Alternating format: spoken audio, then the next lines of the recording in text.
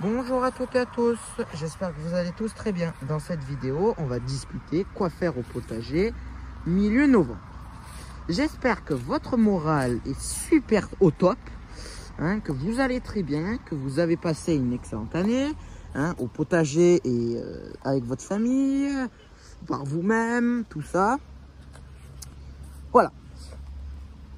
Pour déjà commencer à vous donner pas mal de conseils, je vous conseille de faire un compost.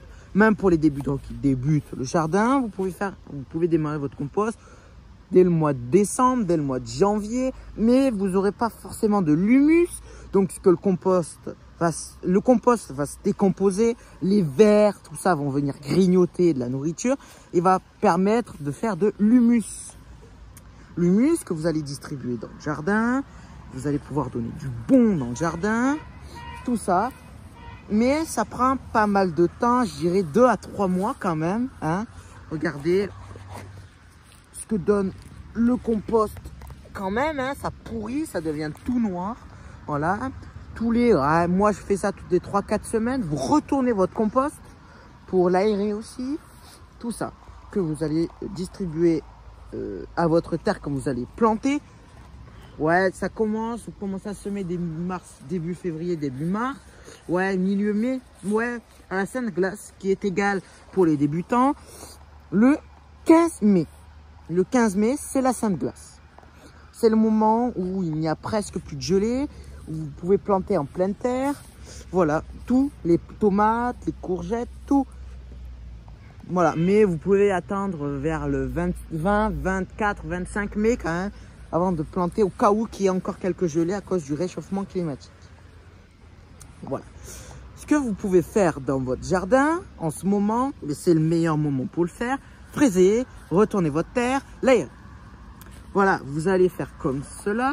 Voilà, bien la retourner, bien l'aérer. Voilà, voilà. Bon, vous allez, vu que maintenant il y a pas mal d'humidité le matin, il commence à faire frais, vous allez voir les vers de terre qui sortent. Ne les enlevez surtout pas.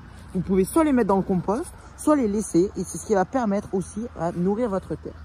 Parce que vous pouvez, par exemple, nourrir votre terre en mettant du fumier de cheval, en mettant du foin, en mettant l'herbe que vous allez couper, en mettant vos feuilles mortes, tout ça que vous allez mettre. Comme moi, là, j'ai mis du foin parce que l'herbe, il faut que je la coupe. Voilà, j'ai mis du foin, je vais en mettre tout le long. Voilà. Et j'attends 4 semaines, il va bien pleuvoir en plus, donc ça va bien pouvoir commencer à s'aplatir au sol, s'incorporer au sol. Donc après, je vais retourner la terre pour l'aérer et en même temps que les vers, mélanger un peu de la terre avec le foin et que les vers de terre se nourrissent mieux au lieu de sortir à l'extérieur de la terre. Est-ce qu'il vous reste encore quelques cultures? Moi, il me reste quelques cultures, il me reste que des poivrons. Voilà, bon, je suis pas sûr de pouvoir récolter tout ce qui reste, mais regardez, quelques poivrons quand même. C'est pas mal, c'est magnifique. C'est pas mal, franchement. Et vous, alors, est-ce qu'il vous reste des choses? Ouais, vous avez vu, quelques gros poivrons, pardon. Là, lui, il a été mangé, vous pouvez l'enlever, hop, au compost. Je l'ai mis bien à côté. Quand vos restes de culture vont mourir, parce que les gelées arrivent, par exemple ce matin, on a eu du 2 degrés, donc ça démarre les gelées.